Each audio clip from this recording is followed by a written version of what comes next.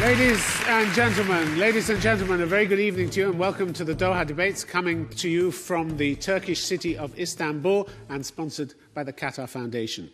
We're guests of the Bosphorus, or Boğaziçi University, which in fact overlooks the waterway itself, one of the world's most important shipping lanes, forming part of the boundary between Europe and Asia. It's a unique vantage point on which to hold tonight's debate, and we're delighted to be here. Over the last year, as much of the Arab world has sunk into chaos, many Arab eyes have turned towards Turkey. Could this country provide a model for those new Arab states, a successful blend of Islam and democracy? Or do a number of deep and worrying questions about its human rights record rule out Turkey as an example to follow? Questions that lie at the centre of our debate and our motion, controversial as ever. This House believes that Turkey is a bad model for the new Arab states. As usual, you, the audience, will decide the issue by your vote, but not before we've heard in detail from our panellists who disagree profoundly with each other. Speaking for the motion, they are Ece Temelkuran, one of Turkey's best-known award-winning reporters and commentators. Not that that prevented her from joining the ever-multiplying ranks of unemployed Turkish journalists after writing about a Turkish airstrike that went badly wrong. Also in favour of the motion, Hasan Mnemne. He's a senior transatlantic fellow at the German Marshall Fund. He has also served as director for the Iraq Memory Foundation, which promoted political responsibility and justice in Iraq. Speaking against the motion, Sinan Ulgen, visiting scholar at Carnegie Europe in Brussels and chairman of the Centre for Economic and Foreign Policy Studies here in Istanbul. As a Turkish diplomat, he's served both in Brussels and Tripoli. And with him, Abu Bakr Jameh, co-editor of the Moroccan news website lacom.com. He's won several awards for his support of press freedom and is now a visiting fellow at Harvard University. Ladies and gentlemen, our panel.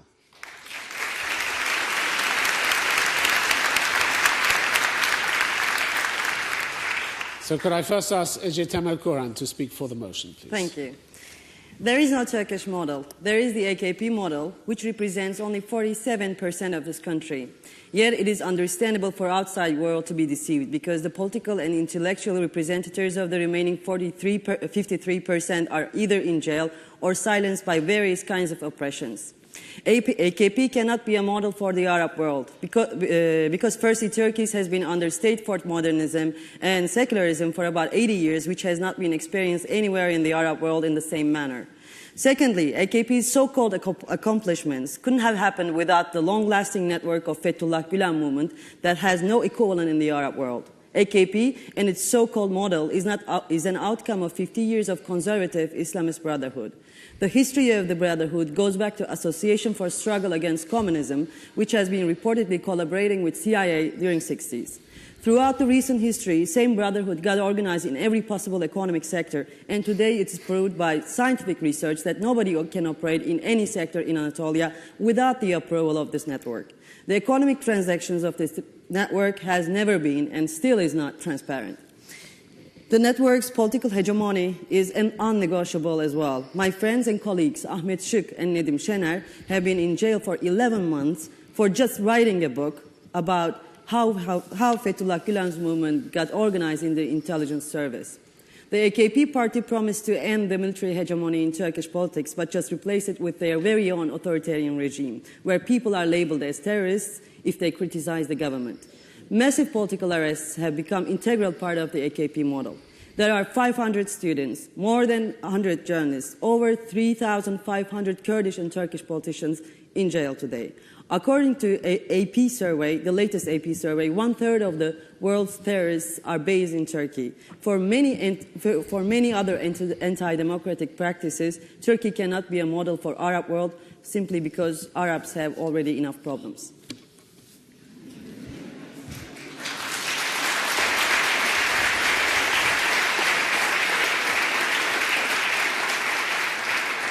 Ece Temelkuran, thank you very much indeed. Thank you. What Arabs don't have much of is democratically elected governments. That's a good starting point. That's a good attraction of the Turkish model to them, isn't it? Yeah, we don't have government that you can elect and throw out. Yeah, we have a democratically elected government, but it's not operating in a democratic way, let's put it that way. But then it can be thrown out if the electorate don't like it, can't it? Well, I don't know. That's one of the safeguards of democracy. They're silenced in many different ways, so I don't know if they can be voting for the next election either. Because many of them are being in jail under the name, labeled as terrorists already. But you mentioned the military. They've tamed a military that's organized, 4 coups over the last 50, 60 years? You mentioned my unemployment, so I can say that my last article, which actually I think caused me to be ousted from the newspaper, was, the title was, Sir, yes, sir. And I told that these are new commanders and that we shouldn't listen to them. No, but the point anymore. is you now have a civilian administration in charge of the army, which you didn't have before, and which has sought to curb the army's powers. You'd approve of that, no? Once Umberto Eco put very correctly that fascism don't only come in uniforms, they sometimes come in plain clothes. But again, the point is clear. They have tamed the military, and this is something, again, that would be attractive to Arab states. Actually, Ahmed Shik was writing a book called Army of Imam. So maybe they have their own army now. Otherwise, Ahmed should have been outside. Ahmed Shik should have been outside. And the changes they've made to the terror laws? The government amended the anti-terror laws to prohibit prosecution of minors under the laws. They've reduced punishments for illegal demonstrations and meetings, all this going back to July last year. I must say Isn't that moving in the right direction? Last summer, the atmosphere over Turkey might have been changed because of the excessive usage of tear gas against all kinds of demonstrations. So they've allowed appeals of decisions of the Supreme Military Council in civilian courts now. This is the first. Sorry, excuse me. They've allowed appeals of decisions of the Supreme Military Council to be held in civilian courts. But these civilian courts are not free anymore. With the latest amendment, they have been interlinked with the government. These are important changes. They pass constitutional amendments which come as a result of referendums. It's a superficial change, and it doesn't mean anything because those civil courts are very much linked to the government. And you don't think these changes, these big things, would be of satisfaction to Arabs? I think they deserve better, as we do, actually. Ece Temelkoran, thank you very much indeed. Now could I please ask Sinan Ulgen to speak against the motion? Speaking before me, Ece, I think, draws the wrong conclusions from the right facts. Because paradoxically, it's all these democratic shortcomings of Turkey that makes the Turkish model relevant for the Arab world. It is this aspect of a work still in progress, under construction, that makes this model relevant for the Arab world in a way that the Swedish or the Swiss model is not. And there must be a reason why we're sitting here today talking about the Turkish model rather than the Swiss model. My second argument against the motion is that the Turkish model has relevance for the region, not only because Turkey is in the neighborhood, it is geographically close to this neighborhood, but also because of the cultural affinity aspect. Namely, Arab people have, in terms of their cultural affinity, have an association with Turkey. They relate to what's going on in Turkey.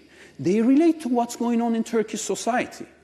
And I think the best way to prove this argument is just to tell you that the wild success of the Turkish soap operas across the Arab world, from Morocco to Qatar, incidentally, there must be a reason for that. And the reason is that there is an interest that the Turkish model is relevant for the people of the Arab world.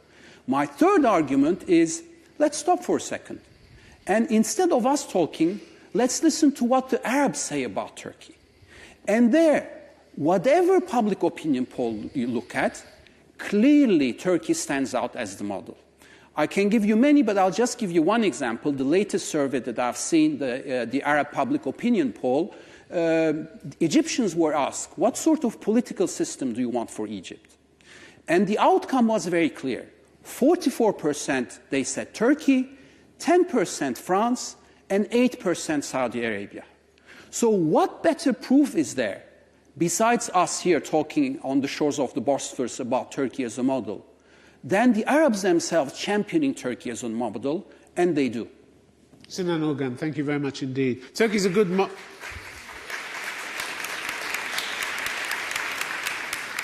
Turkey's a good model because Arabs like your soap operas. That's a credible argument. I think it's a very credible argument.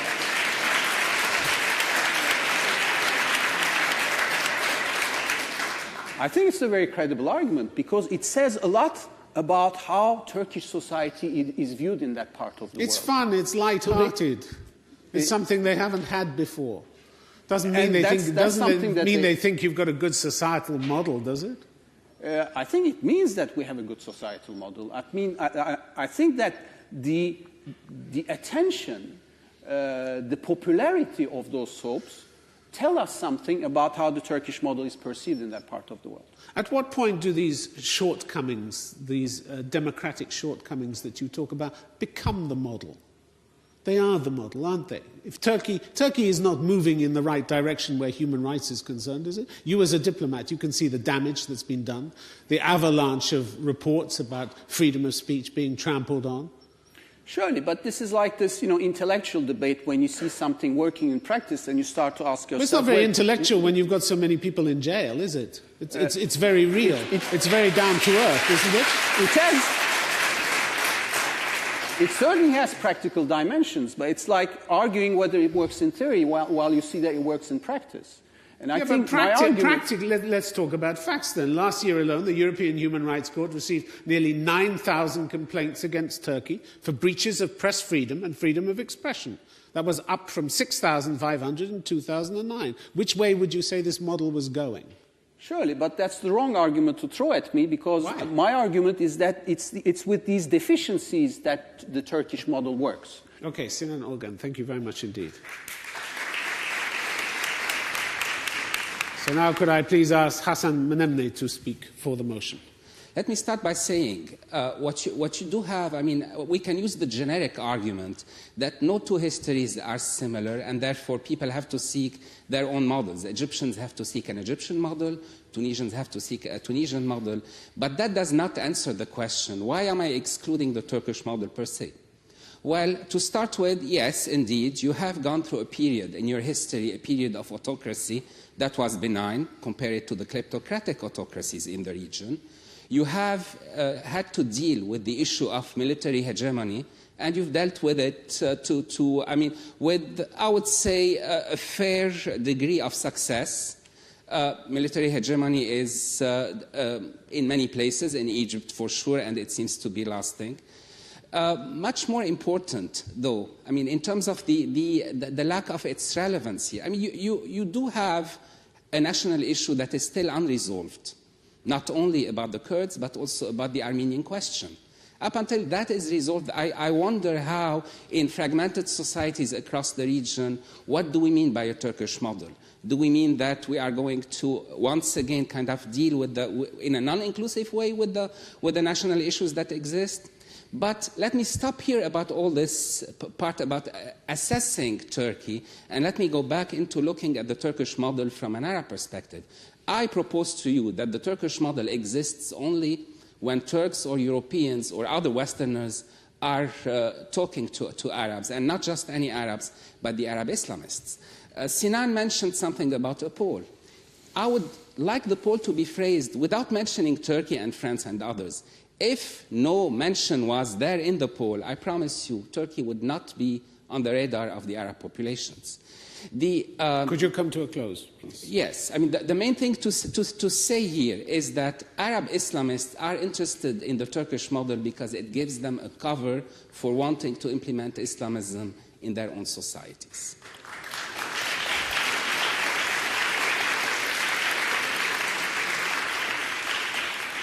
Hasan Menemne, thank you very much indeed. Why shouldn't Arabs and new Arab states want the other things that Turkey has, like a successful economy, like huge growth rates, like new cities, schools, some of the things that have been produced in Anatolia? Why shouldn't they aspire to those things? By all means, I'm sure they do aspire, but these that's a major part of the Turkish model, isn't it? This is part of any... if economic success was the key issue here, probably the German model would be best in that case. Yeah, but I don't know, but I don't think Germany is an Islamic government yet, is it? Why would they're looking at an Islamic government and seeing that it's possible to have runaway growth rates, possible to have the fastest growing middle class in the Middle East.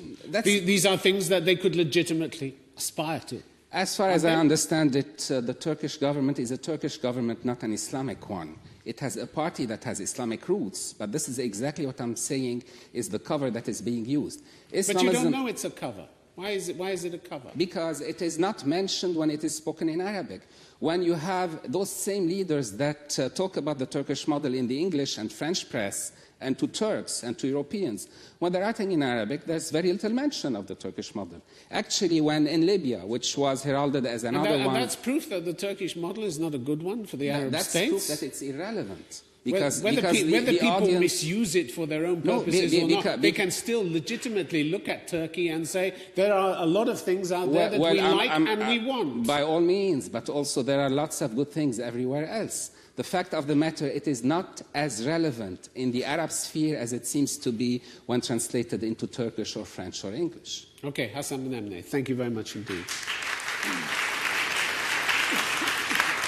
Could I now please ask Abu Bakr Jameh to speak against the motion? Thank you. Let me preface my 2 minutes by saying the following. I'm a journalist who has been kicked out of his country because of his opinions. So it's very hard for me to take as a model a country which has north of 100 journalists in jail. That is to say that it's a flawed model, but it's still a model. I'm going to try to convince you why it is a model. The biggest impediment to democracy in our countries, I'm a Moroccan, southern Mediterranean country, was that there is no way to get rid of these authoritarian regimes because then you will end up with some crazy Islamist, Taliban, Sharia touting laws and governments. And in that respect, if only in that respect, the Turkish model, Turkey has been a model because it showed that you can have a party which considers itself have originated in some Islamist ideology, although not only the AKP, but all of them now says that they're conservative. They don't like to be labeled Islamist, but yet. And it's functioning. It's functioning. So that has destroyed this wall of fear, has destroyed this important argument that we had in our country. And it is an important dimension. Why? Because when you say that this is a flawed model, you should also think in terms of alternative. The alternative in our countries was Mubarak, was Ben Ali, and it still is, unfortunately, the monarchy we have in Morocco. So it is a flawed model, but it is a model. Secondly, I think there is a very important aspect. That is that this Turkish flawed democracy seems to be functioning well economically speaking. And it seems to be functioning well economically speaking because improvements have been made in terms of government. When you look at your governance indicators, the World Bank governance indicators for Turkey, they have improved in terms of fighting corruption. And to see that a country which has been able to accommodate an Islamist party as its leading party and at the same time be able to promote well-governed economy, to me, is good enough to be a model. All right, thank you. Abu Bakr Jameh, thank you very much indeed. A flawed model is a bad model, isn't it? Shouldn't you be on the other side? Well, then we should. You admit it's a flawed model. Yes. Then we shouldn't be talking about model at all. We're talking about. Well, we are for the purposes of this debate. To live in societies. This is social sciences. We're not talking physics. We're not talking cars. We're talking human beings. Yes. And by definition, there is no model when you acknowledge that the way, whether it's the model itself or the way it's being implemented, is not very successful. Is it? Especially when it comes to your field, journalism. Yes, absolutely. By definition, where Turkey is rated as 138th in the Freedom Index from Reporters Without Borders. 138th in the world, just above Ethiopia and Russia. Yes, this is egregious, absolutely. I'm not denying that. What I'm saying is it is a flawed model. All model, by definition, in terms of human societies, nation states, is an evolving one. And secondly, the question is where it's evolving. Is it going backwards or going forwards? Well, I do believe it's going in the right direction. That's my deep belief. I hope not to be. You admire Turkey's free market policies. Do you also admire the fact that huge swathes of the Turkish economy are considered grey or black, so no taxes are paid? No. It's not. That's not what I said. I said governance has been improved, corruption has been evading taxes, underreporting sales and wages, failing to register employees for social security. If you've been from the Financial Times. I'm comparing what is considered by the Arabs and Muslims as being a valid model, because as Sinan has said before, if you talk about the Swedish model, you're inaudible. But what is valid about a model where less than 4% of the working age population pay personal income tax? What is valid about that as a model? Well, how's that going to work in the future? I didn't say that economically speaking it was an ideal model. What I said is that the fact that it has been more and more democratized led to a better economic governance. You're saying less corrupt rather than more democratized? Sorry? You're saying less corrupt? Yes. Yeah? That's what the But in a data survey, are saying. Transparency International survey in 2010, more than 30% of Turkish households that were surveyed perceived public officials to be extremely corrupt. I just looked up the scores. The Turkish Transparency Index was 3.2 in 2002. It is now 4.2. It's still in the seriously corrupt category. Not corrupt, but not seriously. There is an improvement. That was my point. There is an improvement. Okay, all right. Abu Bakr Jama, thank you very much indeed. Okay, we're going to now turn it over to your questions. Our motion is that this House believes that Turkey is a bad model for the new Arab states. We take the gentleman in the second row. Yeah, I'm asking this question to AJ. I agree with most of the criticisms you have towards the police and the judiciary.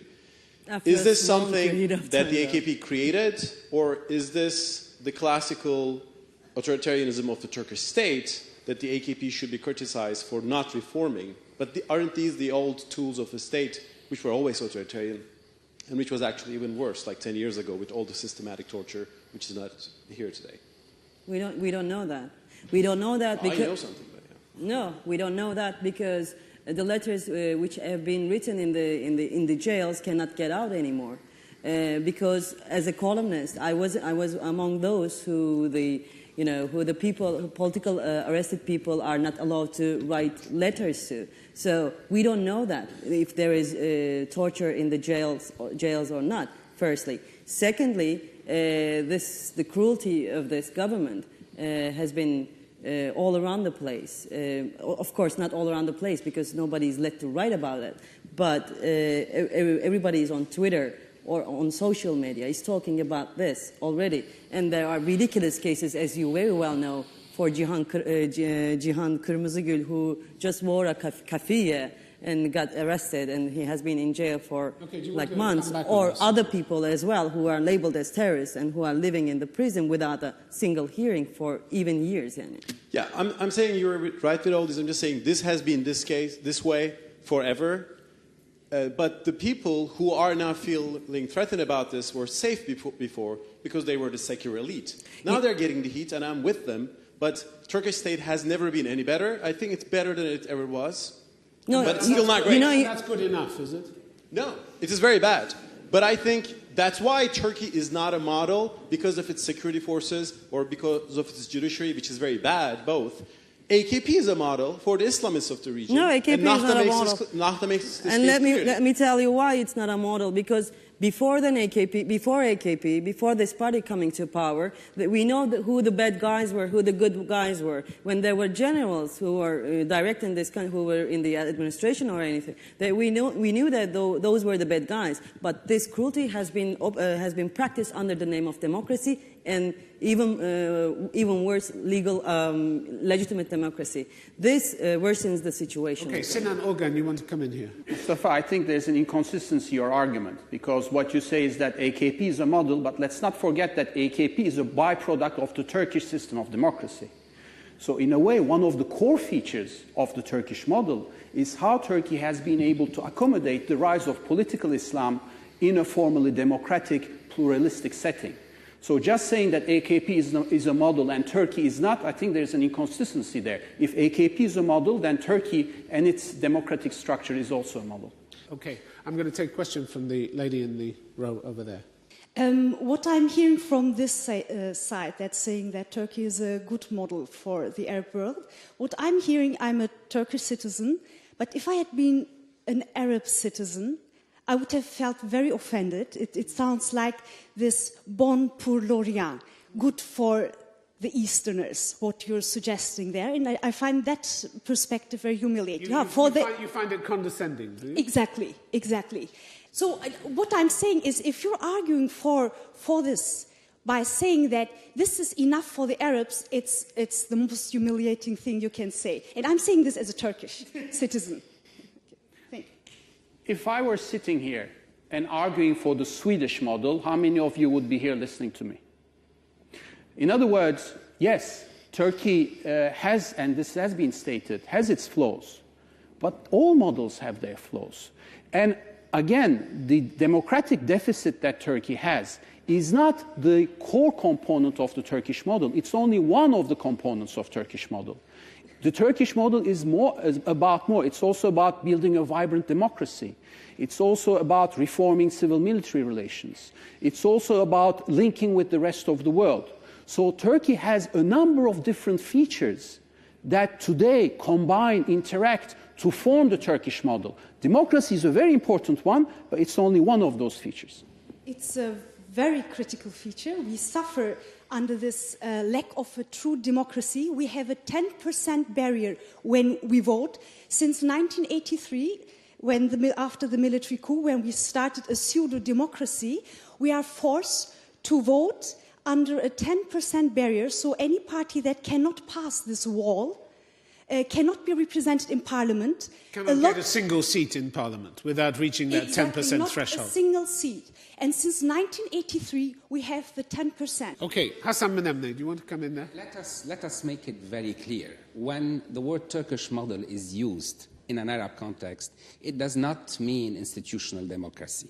It does not mean procedures. It does not mean judiciary and an independent judiciary. When it is used in an Arab context by Islamists, it means allow us as Islamists to be part of government, period.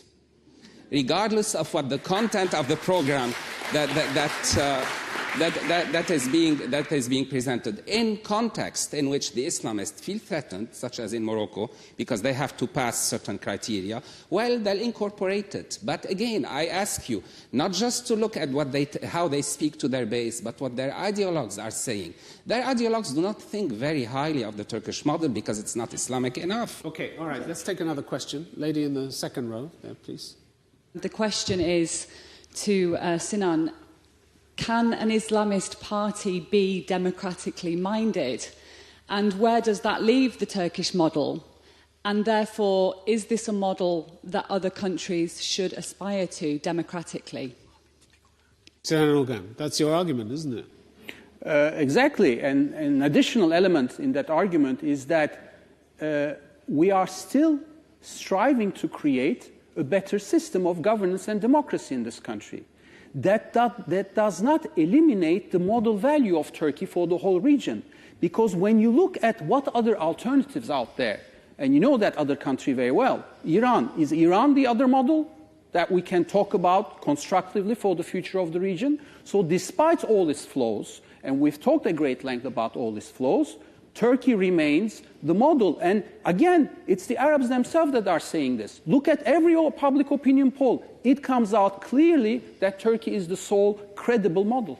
Why? What kind of opinion polls are these? I really wonder. I'm like, I've been through some countries in the Arab world. I'm like, the most known thing is our prime minister saying 1 minute and the Muhannat, which is like a TV soap opera. Other than that, what do they know about Turkey? And how could they know about Turkey anyway? Nothing goes out from this country. And by the way, even in the foreign ministry, not many people know Arabic. I'm like, this relation between Turks and Arabs are so weak already. I'm like, we have been educated that throughout our education system, we always had this Arab racism underneath the curriculum. I'm like, it's always there, and there's huge Arab racism in this country. So they wouldn't turn their faces to Arabs. All right, Abu Bakr Jameh, come on. I think the problem of AKP is not they are Islamists. It's that they win too much, too strongly.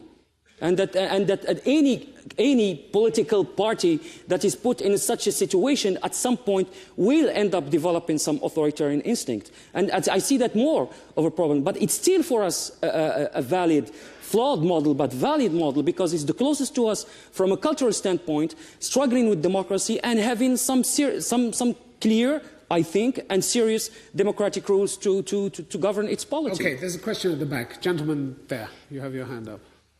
I think if you have to take a country with a number of Muslims as an example for Arab countries, maybe the country with the highest number of Muslims should be the model. I'm talking about India, where the number of, there are a lot of Muslims, they are struggling for democracy, and they are doing everything under democratic rule since 1947. I think this is a very good model, and if Islam is the reason. A much better model than Turkey? I think so. I lived there, so I think it's a much better model than Turkey. And don't forget that our Prime Minister once said, democracy is a tramway, which we will jump out when we arrive to our destination. And I hope that the Arab countries won't do that. Abu Bakr Jamai. No, I thought you'd say Indonesia, actually, because it would be even more valid because they have a majority of Muslims, which is not the case in India. I'm not saying majority, I'm saying the number of Muslims. Yeah.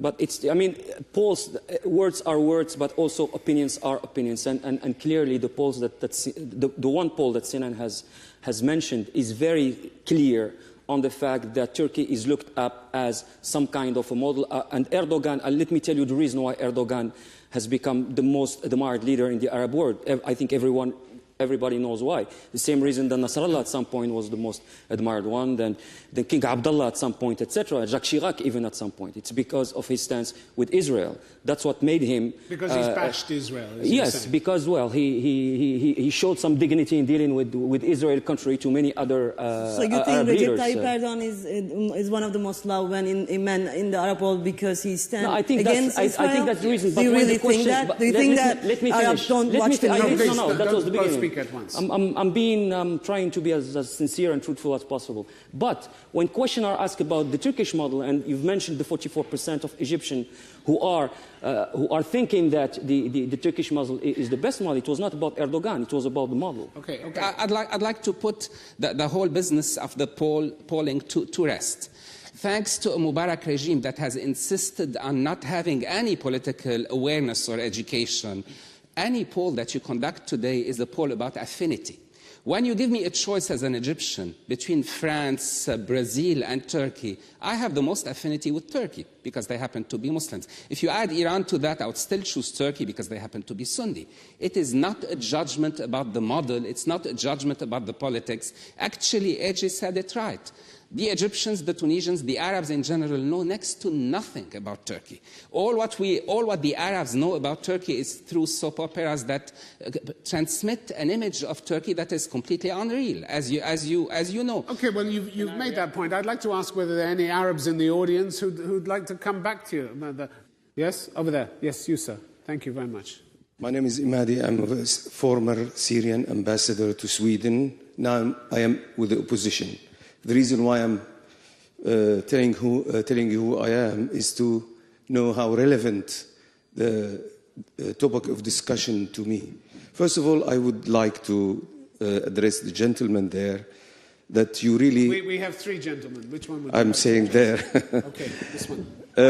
I appreciate what you said, but I'm sorry you made an insult to us when you say we don't know Turkey. We know only the soap operas. That's not true. We have lived with Turkey 500 years, so that's long enough to learn a lot about Turkey. Also, we have a common culture with Turkey. What is relevant to us with the Turkish experience are four main things. First of all, they ended the military rule, which is very relevant to us. They ended the corruption to some extent, but this extent is enough for us because we are drowned in corruption. And they turned to democracy with ending the military rule.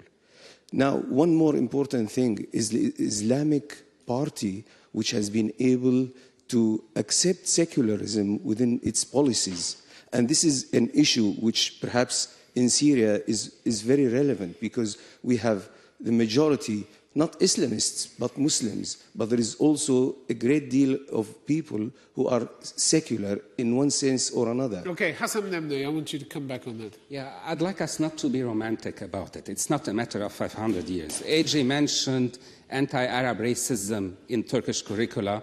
I'd venture to tell you that the vilification... Never mind the length of time, but deal with the issues that he raised. Exactly. The vilification of the Ottoman Empire is part and parcel of what makes Arab nationalism itself. It is anti-Ottoman. Now, all the issues that you mentioned, Turkey succeeded in doing because of Europe. Let us be frank about it. If but there it has did been succeed in doing well, it, yeah, whether it was but Europe or whatever. It succeeded to some extent, but the issue here, there is no Europe impetus. No one is offering any of these states to join the European Union for them to try to reform internally. And therefore, all the incremental successes, which remain incremental, remain incomplete, the impetus was not from an ideology that combined Islam and democracy. It was from a prospective union, a prospective joining of the European Union. And therefore, I'm saying it is all good. I appreciate. This is why I said it is not being critical of Turkey. It is I'm simply saying the Turkish model is irrelevant in the Arab world. Okay, the Egyptian model... You're not convinced by what you've heard. I don't see why you segregate democracy and Islam. There is a very important saying in Islam, أمرهم شورى بينهم. They have to consult among themselves. So this is the first form of democracy that was founded 1,400 years ago. So your separation is academic. No. In practical terms, it's not true. I should add up something to that. Very briefly. So if you really know about Turkey or Turkish system, whatever, I'm sure this is the relevant thing, most relevant thing about Syrians, I think. You know how Turkey deals with its minorities, especially Kurds. We just recently lived a massacre in Uludere where 35 people were bombarded, civilians were bombarded, and 19 of them were kids aged between 12 and 17. So can you adopt such a model in Syria and watch the massacre that would come up? That's exactly what I'm saying. We are not saying it's... I am not saying it's the perfect model, but at least it's relevant to us as a first step, perhaps for later, because you cannot bring a Swedish model into Syria. All right, there's a gentleman in the center there. Yes, you. Yes, with glasses. Yeah. My question is directed to the proposition bench. How can you think that? How can you assure that the Islamist movements or fundamentalist movements in a democracy, open democracy, do not take the system and do not prevent the improvement of democracy? Then how can you assure that? It's not our job to assure that. Actually, our job is to assure that everybody has this equal representation and equal. They're represented they have the equal rights to access to political system, to democratic representation. This is what should be assured. Or it's not our job to stop Islamists to coming to power. That's not the point, I think. Well, there's a very simple reason why those countries, the people are looking up to the Turkish model, is that it is a practical agenda for implementing all that has worked in this country. So, in a sense, yes, we can talk theoretically about having the best democratic governance in those countries, but how are you going to get there? That's the solution provided by the Turkish model. Not only in terms of democracy, but it's also about how you build a sound, comprehensive economic system. It's about how you normalize civil-military relationship and how all these different core features interact among others. So it's all about the mechanics of how you go about implementing good governance, rule of law, democracy, and a sound, vibrant economic community. Where is the good governance when students who put up a sign asking for free education are put in jail for months? I mean, where's the good governance there?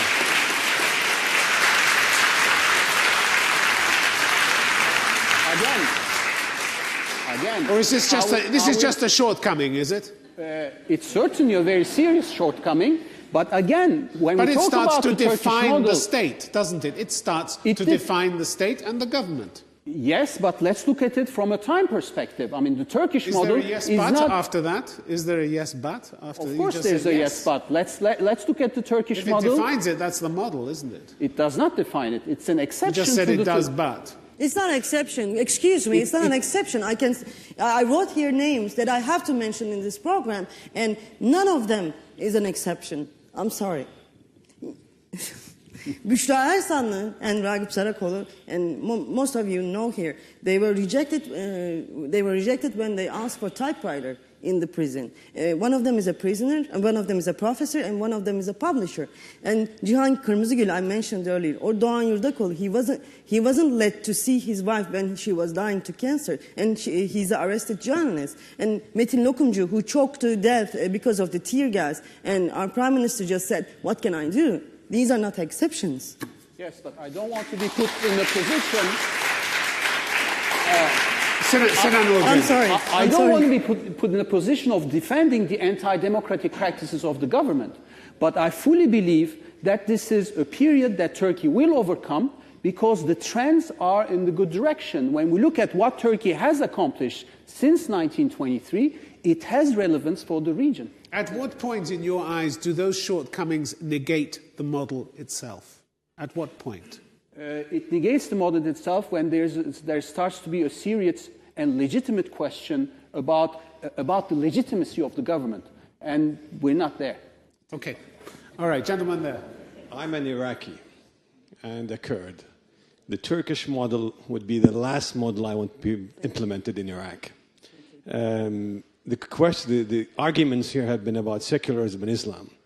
But still, 20% of this population, until recently, could not even utter their names. So I don't want to waste the next 80 years in my country to reach where Turkey has reached today. The model that should be implemented in the Arab world should be much better than the Turkish model. Thank you. The gentleman in the second row, and then I'll come to you. This gentleman with the glasses. I am a member of the Lambda Istanbul Lesbian, Gay, Bisexual, Transgender Solidarity Association, and I would like to give a perspective from our community because I think it's important. Very briefly. And if you would come to a question sure. as well.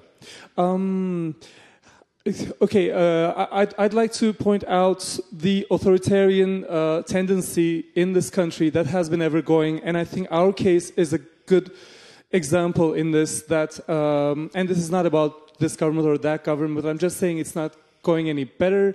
The LGBT organizations are systematically being closed down. Trans people are being systematically murdered. And this is just a case out of the ordinary. These are not exceptions. Just like the journalists' cases are not exceptions. And I think the way we're leading, where we're headed to, cannot be a model for the Arab world. Thank you. Sinan Ogan, you would classify these things as shortcomings. Still? Are you exhausted? I would certainly classify them as drawbacks, shortcomings. But to me, these are very serious problems. I'm not going to challenge the veracity of those claims, but they do not take away from the value of the Turkish model. So let's get practical about this. It's all nice to talk about, having a very good democracy. Who can argue against that? But at the end of the day, what we've talked here, all these shortcomings, they are very serious shortcomings, but I believe Turkey will overcome that, and it will overcome because it has created a model that at the end of the day works. At the moment, I'm based in Tunisia, and 2 days ago there was a demonstration in front of the government place, and I was so surprised because there was no tear gas at all. So I think Tunisia might be a model for Turkey. This is the other problem with the whole framing, because there is no such thing as the Arab world. There are many countries with different histories, with different levels of development. And I agree with you when you talk about Tunisia. I agree with you. But there are other countries. We're talking about homosexuality. I'd love to see. No, please. Let me just finish that. Where there aren't laws on the books against homosexuality, which is not the case here. You don't have laws. It's not illegal to be homosexual in this country. I know it's far from satisfactory. I completely sympathize with your situation. Okay, I'm going to take a question from the gentleman in the second row. I'm a social scientist, so when I hear about these generalizations about Arabs and the public opinion, I'm a bit disturbed. Number one, when we talk about Arabs, not only nations, but there are Christian Arabs. There are secular Arabs.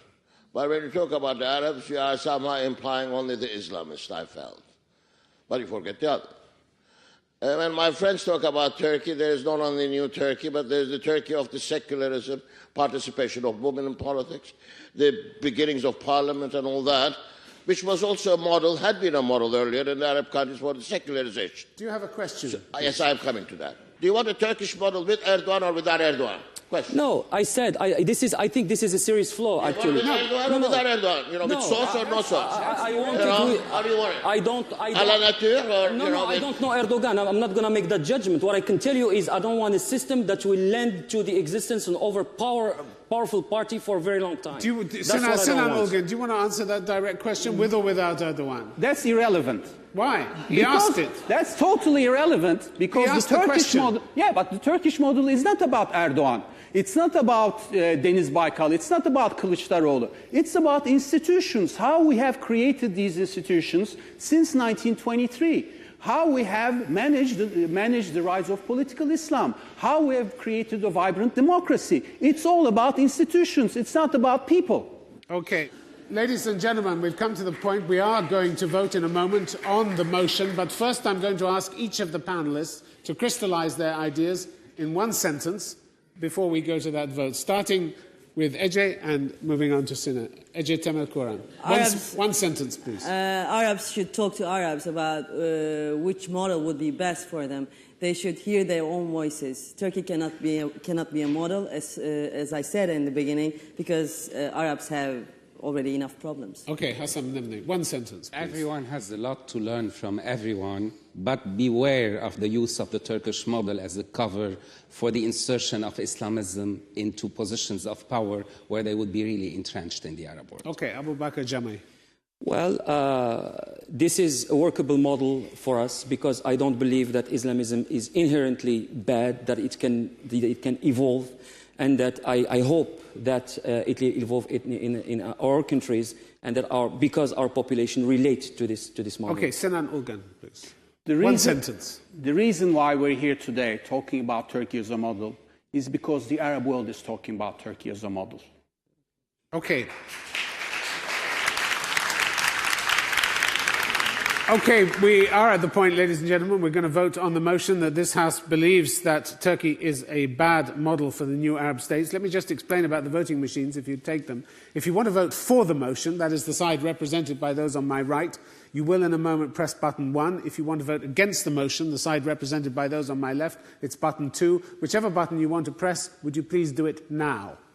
Right, there is the vote coming up. 59% for the motion, 41% against. The motion has been resoundingly carried. All it remains for me to do is to thank our distinguished panelists. Thank you very much for coming here tonight. Thank you to you, the audience, for your questions. The Doha debates will be back again in a month's time, though sadly not from Istanbul. Till then, from all of us on the team, have a safe journey home. Good night. Thanks for coming. Good night.